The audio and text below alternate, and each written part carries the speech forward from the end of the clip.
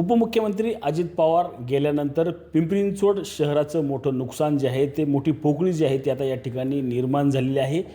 नक्कीच ही पोकळी आता कशा पद्धतीने असणार आहे याच संदर्भात बोलण्यासाठी आपल्यासोबत उपमुख्यमंत्री अजित पवारांचे निकटवर्तीय मानले जाणारे माजी आमदार विलास लांडे आहेत.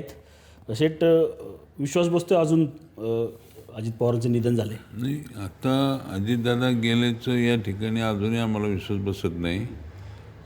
अजूनही कुठंतरी कार्यक्रमाला असतील, ज्यावेळेस नॉट रिचेबल असतात त्यावेळेस असं वाटतं कुठंतरी कार्यक्रमात असतील असं एक मनाला राहून राहून त्या ठिकाणी वाटतं.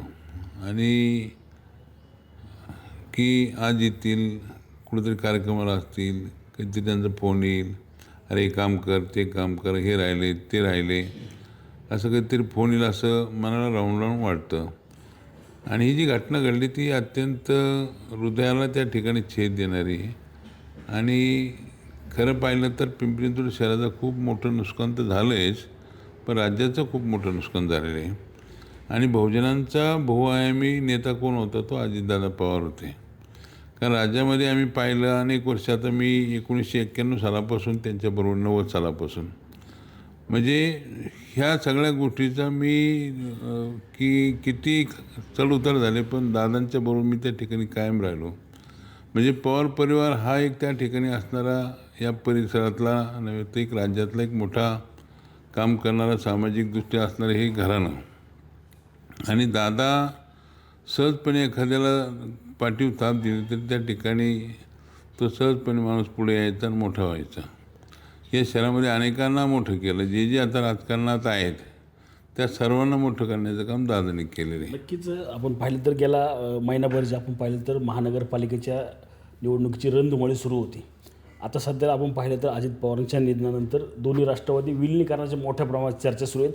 या महापालिकेच्या निवडणुकीच्या दरम्यान तुम्ही सावलीप्रमाणे त्यांच्यासोबत होता. काय दोन्ही राष्ट्रवादी एकत्र येण्यासंदर्भात विलिनीकरणासोबत काय तुमच्यासोबत चर्चा होत होती का, किंवा तुम्हाला काय या संदर्भात माहिती आहे का?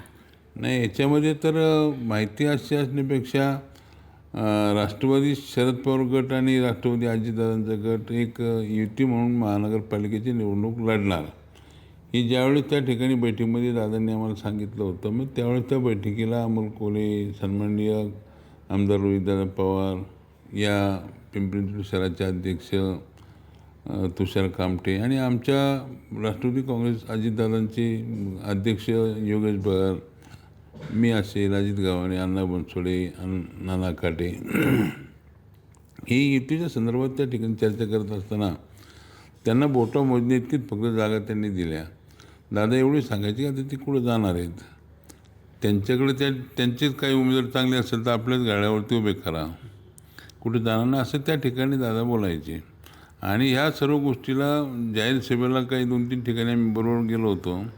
तर गाडीमध्ये मी नाना काटे होता, अजित गव्हाणे आणि योगेश पाल.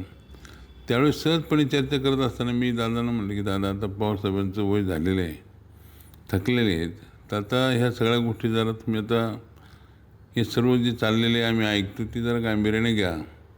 ते म्हणले चाललं आहे आमच्या ह्या सगळ्या गोष्टीचा विचार त्या ठिकाणी मी करतो आहे असं त्यांनी आम्हाला सांगितलं. म्हणजे त्यांचा हिरवा कंदील होता अजित पवारांचा की विलिनीकरण म्हणजे दोन्ही राष्ट्रवादी एकत्र होण्यासंदर्भात. आता हिरवा कंदील त्यापेक्षा कसं आहे की आता दादा गेलेत आणि त्यांच्याबद्दल जे काय आहे त्या ठिकाणी ते बोलले.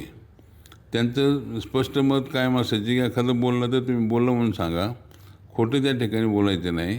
कारण खोटं बोलून त्या ठिकाणी तुम्ही काय मिळवणार आहात हे दादा नेहमी सातत्याने सांगायचे. आणि चांगलं सांगून त्या ठिकाणी तुम्ही जीवन चांगलं जगा हे ते मात्र कायम आदर्श ठेवून गेलेले आहेत. आता याच संदर्भात तुम्हाला या ठिकाणी ही संपूर्ण माहिती होती विलिनीकरणासोबत किंवा दोन्ही राष्ट्रवादी एकत्र येण्यासंदर्भात. यामध्ये पाहिलं तर आपण तटकरे असतील, भुजबळ असतील किंवा प्रफुल्ल पटेल यांना देखील कल्पना होती या संदर्भातली सगळी? नाही, ह्याच्यामध्ये आता हे पेपरला मी वाचलं. आता सुनील तटकरे साहेब किंवा प्रफुल्ल पटेल साहेब असेल, छगन भुजबळ साहेब असतील किंवा धनंजय मुंडे असतील, आता ही पेपरला याला त्याला नाव वाचतो की ती त्यांना कल्पना आहे का, हे आहे का, ते का. आता वरिष्ठावरती काय निर्णय झाला तो मी कसं काय सांगू शकत, ते त्या खोलात मी जाऊ शकत नाही कारण मला त्यातली माहितीच नाही. तर मी अंगचं सांगणार नाही. जे इथं जी चर्चा आली तेवढंच मी सांगू शकतो.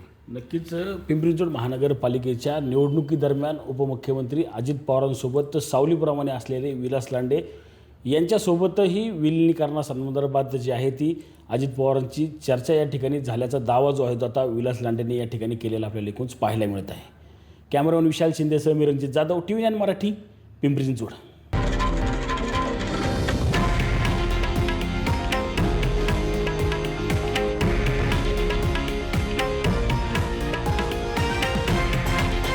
हे आहे देशातील नंबर 1 न्यूज नेटवर्क आणि आपण पाहत आहात TV9 मराठी, एकमेव.